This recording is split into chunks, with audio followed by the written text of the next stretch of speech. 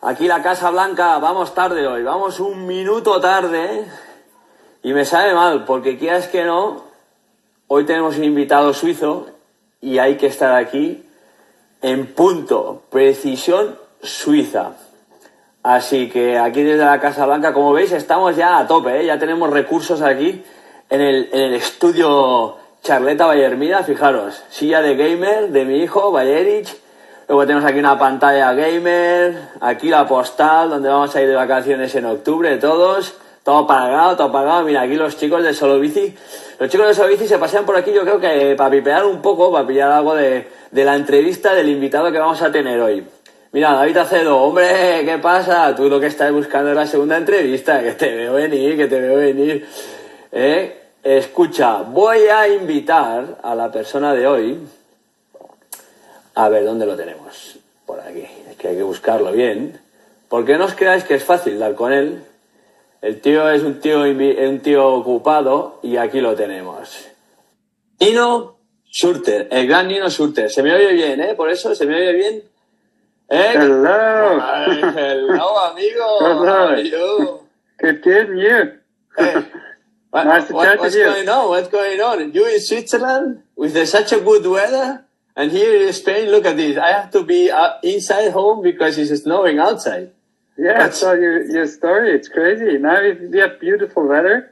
Really? Actually, sunny blue sky. What a envy. But it's cold. It's just cold. 5 degrees or so, yeah. But nice one. Did you already train or not?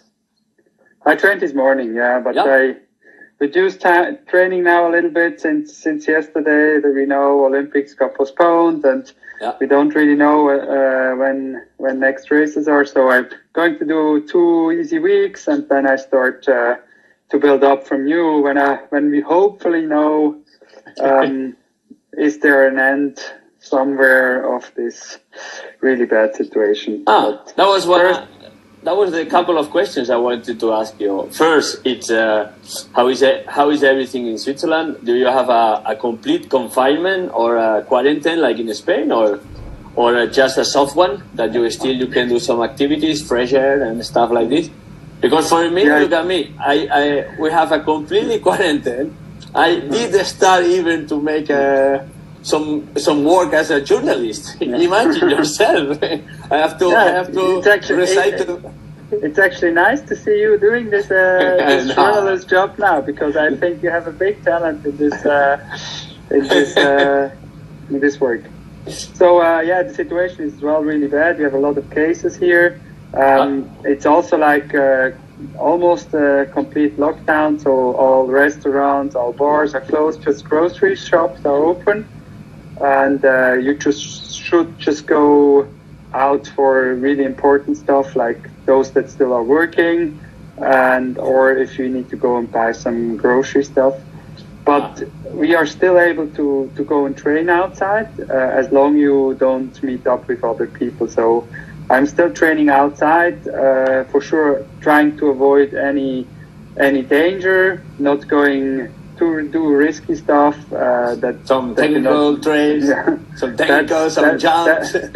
That's definitely not the time right now, but I'm still quite glad we are able to do that, because I think it's still quite hard for a lot of people to stay at home, always at home. And I think as long as you don't meet up with other people and you don't sit on benches where other people are sitting, I think it's still really safe, and it still gives you as well, like going out, go for a walk, or go for a jog. I think it's also good for your immune system. And then I'm glad we are still able to do that here.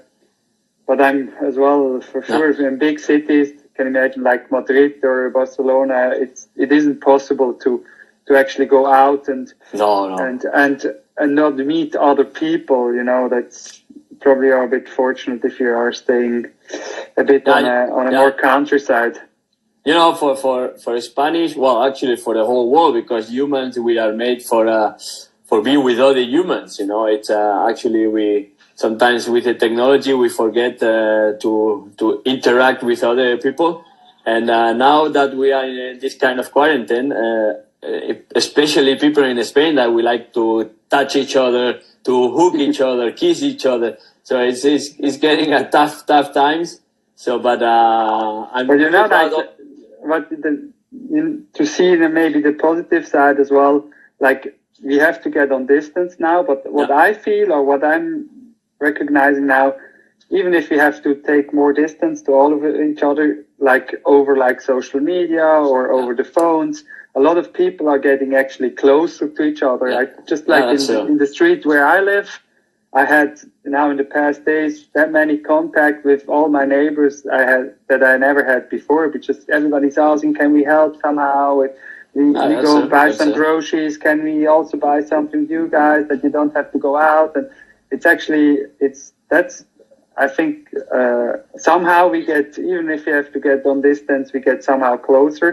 And it's also something that the entire world needs to fight the same enemy this time. Yeah. And I think also the world gets a bit more human. So everybody together, and especially for you, was a big difference what you were living or feeling in South Africa, because a couple of weeks you were in South Africa, or it was not like shaking like in Europe, probably. Yeah, I think they are just 2 weeks behind us. So it's a wave. So when I was down there the week before the Cape Epic, they just had maybe 20 cases when I still was there. So was still everything quite fine, but you know, like everywhere, also here in Europe, we needed some time to actually realize what's actually happening. First, we saw those pictures from China, and that's far away in China. That's true. It's really bad, but and some of a sudden it's here, and the same actually also happened in South Africa, and I think now they also have a complete lockdown in South Africa. And probably we expect to get the copy of a coronavirus from China, no? Not the original one. The original, we expect to get the copy, the copyright. But I'm a bit afraid about, like, if we are now South Africa and everything. I think in Europe we still have possibilities to fight against that, but a lot of countries in Africa, they are going to have a hard time, because like just social distancing, if you just remember all those townships where a lot of people are staying so close together, it's almost impossible to have, like, to practice this social distancing. I really hope they somehow almost. Can. Almost, it's impossible. Well, nearly impossible. And yesterday was a sad day. It was a sad day for the Olympic community, for active riders, right? Because I know the Olympic years, you get always super you are super focused always, but in Olympic years you get always super strict in a tunnel.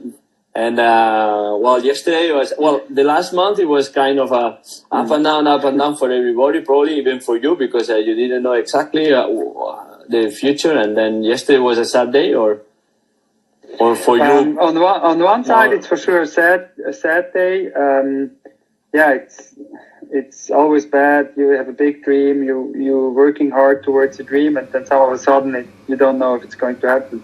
But on the other side, it's also for me a good day. Now we know it's not going to be cancelled. I think that would have been the worst for us athletes, but also for Japan, for the sport in general.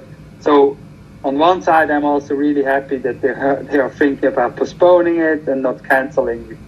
And now we at least know it's not going to happen this year. It's probably going to happen next year. So everybody has now as well, like, a plan, how we should plan, or how it's going on now. Yeah. Well, in one side, as I see it, is also that International Olympic Committee, it made a move to show a little bit that they are humans and not a business machine every 4 years. In one way, they just put in front the health of the athletes and the population of Japan and everybody. And this is also quite a positive thing. Mm-hmm. So delay 1 year. I think like all those dreams you can postpone, but just as long as you are healthy. So exactly. If you get sick and or someone close to you gets sick, that's really the bad stuff. So it's important that we first get over that, and also to make it fair for everyone. Like maybe cycling is a sport where everybody still were able to train, those that had to stay back home at least on rollers. But like other sports, like swimming, where you need to use a lot of infrastructure, or boats, sailing.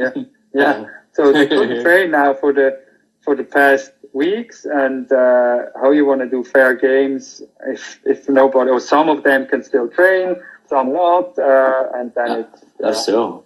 Did you already talk with your trainer Nicolas Sigenthal or not yet? No, not yet. Or you just block his Instagram, his WhatsApp, and say, okay, see you in a month for training. Yeah, we had first a discussion, what we should do now, and then first, just do now whatever you like to train for maybe 1 or 2 weeks, and then we see. Hopefully, we see then an end of that crisis, and we can start again to build up. But it's a pre-season then again, huh? Sheet-touring, I was just about to get ready for the first races, and then I still have just one race day so far. That's a Nordic ski race. That's true. You are the only one that you are the fresher one in the circuit I hope there are going to be races. If not, I have no races. Then at least have a Nordic ski race.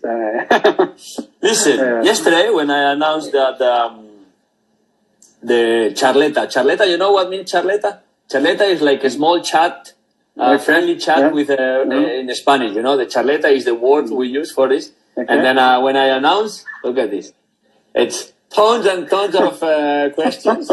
So we have to go them all through, or no. Staying here for another 2 hours. I'm pretty jealous because I thought I was the king, the phenomenon in Spain, you know. And then suddenly I realized that a guy from a small country in the middle of Europe is bigger than me.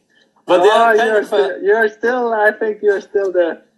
I would say the coolest guy in the mountain bike scene. So we are still missing you. We are always thinking, when is Hermida coming back somehow to the races as a journalist? Maybe now. A comeback. I had some. Or maybe a comeback. I see sometimes your Instagram stories and stuff like this.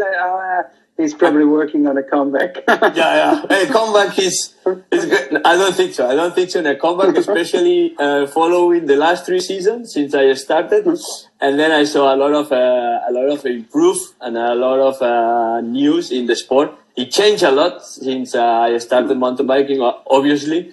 But for you, what do you think since the last Olympics that you won and you're still the Olympic champion? Actually, you will make an Olympic champion. You will 5 years. Exactly. You will reign with a crown as a 5 year. This is going to be unique in history. Unfortunately for the worldwide situation, but what do you think is the biggest improve or big change since the last Olympic till now? It's the cross country changed it or not really? A little bit shorter the races probably. Yeah, just a little bit. I think so. Since London, you think now since Rio? Yeah, since Rio, probably. Since Rio. Not I think since Rio, it's almost the same. What I feel what's changed is like now since we have really good TV production with Red Bull TV, that changed a lot in our sport. That we get more attention. We get like the whole coverage got better, and I think that changed our sport the most to get more attention. But the races are still almost the same. Maybe it's 5 minutes shorter. Now we are around sometimes just 120, but sometimes also still 130. But probably the races are the same. The problem is that you are faster, so you make it faster the finish of the race also. Yeah, I got younger rivals, and they are pushing me hard. So that's the one I think. In Rio, actually, I think you just kill your biggest rival or your biggest enemy. That was a sport enemy, that was Absalon. And then since Rio, we saw coming Vanderpool, Mathieu. So it's probably since Rio till now, the big change for you was to get a face-to-face enemy, probably. And how you face this situation? Well, after dominating the sport the last 10 years, so it's a good feeling for you. Also, it gives you motivation, right? I think it's also really important to have like a rival. You always try. You have to really be on your best to beat those guys. And Julia was for a long time a really great rival for me. He was so even for me. And sometimes he won, sometimes I won, and then I had like in every training I had him as the guy, the best mountain biker. You want to beat him, and that's really those memories with those battles with him. I really still enjoy to look back to all those nice battles, and now it's for sure Vanderpool that is the one to beat. He's a tough guy. He has a completely different style now than Absalon, so I have also to have different tactics against him than I had against Julia. So, but that keeps me young and keeps me also motivated. Keeps you updated like a computer, huh? Like a computer. Listen, one of the questions here is: can you mention the top 5 riders for you in the sport? Well, actually, it should be top 6 because the first one is you. So the rest, the top 5 riders that you in mountain bike for the all time. Yeah, of course, for all sure. Frischi, your team manager, has been an inspiration for everybody. Frischi is for sure one. Then you are one. You did a lot for the sport, for sure. Then Absalon, we have to mention he's still the most successful World Cup rider. So, and then we have to mention a few guys probably from the time before me, like Tomek is for sure one guy. Yeah, that's true. And that's enough. That's I think it's pretty. That's 4 5, now. 6, 8, 4. Yeah. Maybe you should also like Jaroslav. He was also for a time. Exactly, Jaro.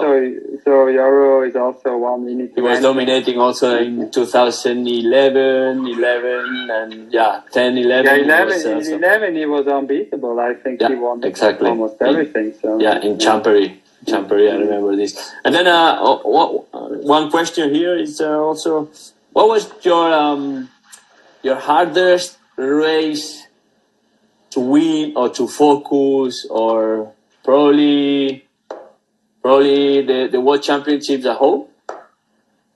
Maybe? The World Championships at home is for me is now the most beautiful victory I've ever had. It's like looking back, it was like insane, this atmosphere. Like I had the feeling almost all the spectators were behind me and they were cheering for me, and then able to win back home. Across the finish line, and my daughter was there, my wife was there, my family was there, so that was for sure the most special for me. Your country was there. Your country, no, it's true. It's the country was behind, and I think that was unique for an athlete, and also you have to manage this situation. That was really insane. The hardest that probably where I had really to push the hardest were those battles where I was really close with Julien. I think we had some races we almost were the same, and we both had to go. You know, if someone is clearly better on one point, you just need to let him go. Yeah, but Alstad, maybe Alstad was one of those places. I can remember like when sometimes he attacked and I just were able to follow, and sometimes now I just have to pass him to slow him down a little bit. And I just managed to pass him, and then, now I need to slow down. It was a boomerang, eh? It was a boomerang to front and then back and front and back, boom, getting over. So I can remember a few really tough battles, like Albstadt, the one where then I also crashed. I just were able to pass him at the top of the climb, and then I crashed in one of the last corners. That was and then also again in Ulster they had a few hard battles with him. Then the sprint finish against him where I won, that was hard. And once in Peter Maritzburg we also had a tough battle against each other. Peter Maritzburg, exactly. That's true. And well, what about Nino? What about Nino without being a rider, without being a mountain bike rider? Do you ever thought in your life what will be your life without being a mountain biking, or because we know a lot. I'm going to be always a mountain biker, like you are. Yeah, that's true. And actually, when you stop racing, you never stop being a cyclist or a mountain biker. This is something that I always say. But I remember you really young as a Scott already a Scott rider. So you are factory rider, not only as a contract. You are family rider, a Scott rider, and then Scott is definitely a part of my family right now. I'm since 2001 on Scott bikes, and it's part of me. And then you go ahead. You renew. I think you renew a little bit more. I just renewed for another 2 years, so that means for 21 and 22.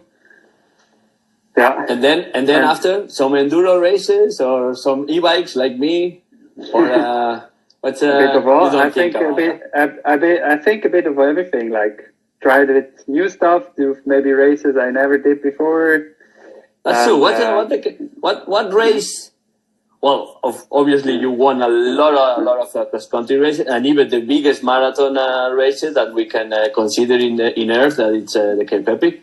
You made it 2 times. But is any race or any event that you always thought to doing it, and for calendar, for preparation, or for even for staying with the family, you couldn't go?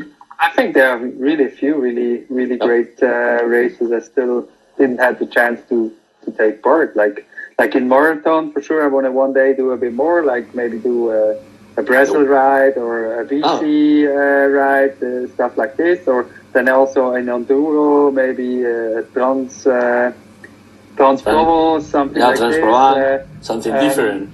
Something different, and I think after 22 I will try to do. I probably will skip then the World Cup races, but still maybe do Cape Epic or then a Brazil ride or a BC race, something like this. Where I still want to be like a professional, but maybe a bit more on long distance and stage racing. Yeah. Oh, that's interesting. You are doing, because when I know what you plan in the future, then I move to the other side, because there is going to be again a rivalry. So you're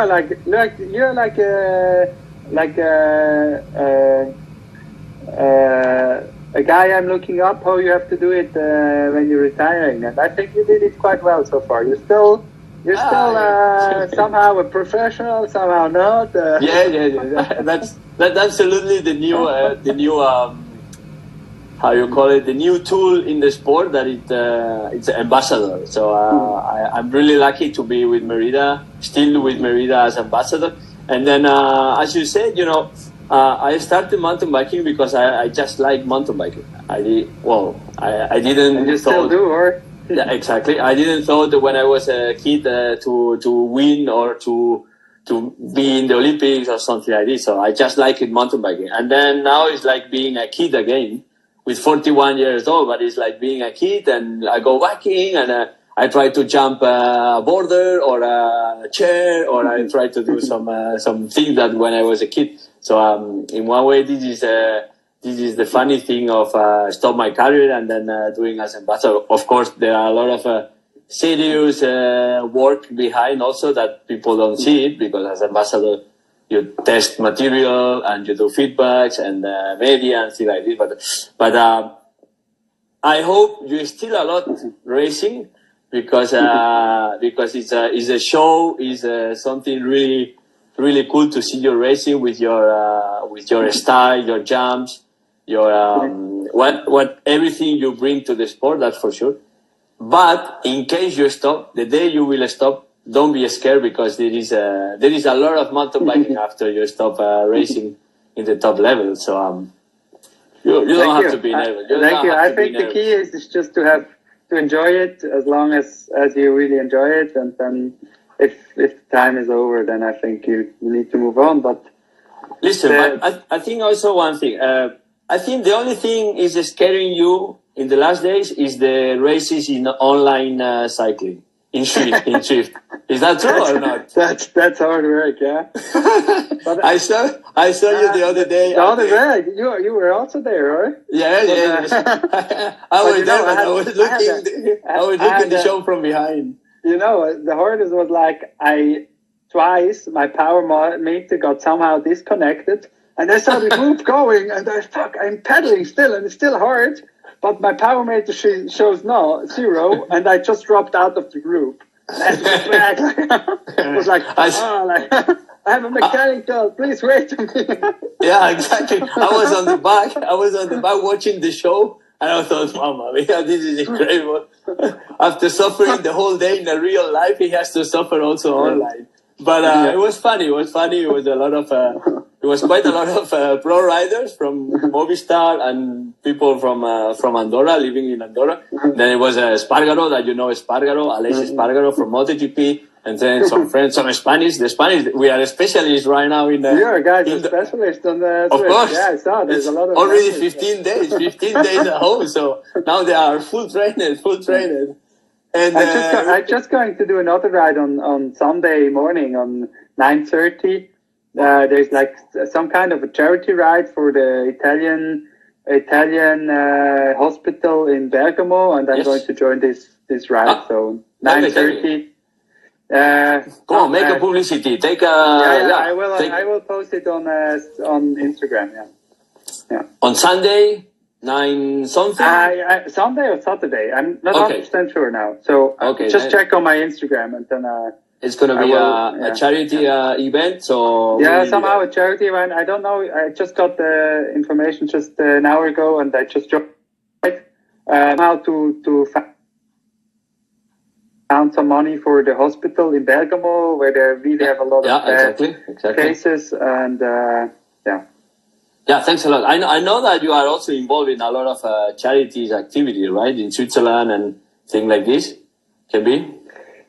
Yeah, I'm ambassador for a few things, and I think as long as you can use your name and your publicity to somehow help somewhere, that's something really cool. And one project I'm quite passionate about is for Solidarmed. That's in Mozambique, where we have now a pilot project to have like an ambulance with bikes. It's on an e-bike, and I've been there to see that project, and it's really something that opens your eyes if you saw once such a rural place, different world, different world. Society. If you somehow can help to increase the health situation a little bit in this region, is something really cool.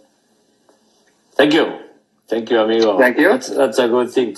Listen, the Charleta from Hermida, it's always 30 minutes. We are right now 30 minutes exact. You know, I'm a real Swiss guy. I was 1 minute late, but somehow I couldn't. Me also.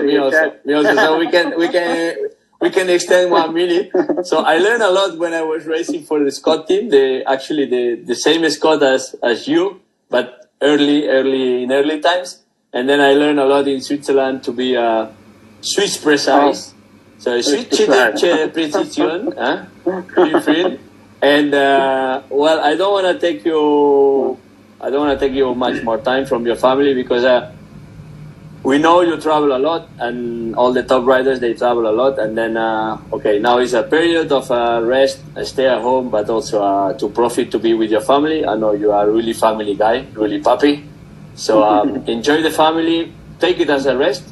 And then we hope the season starts soon, and we can see you smashing and promoting our sport around the world. So thanks a lot, Nino.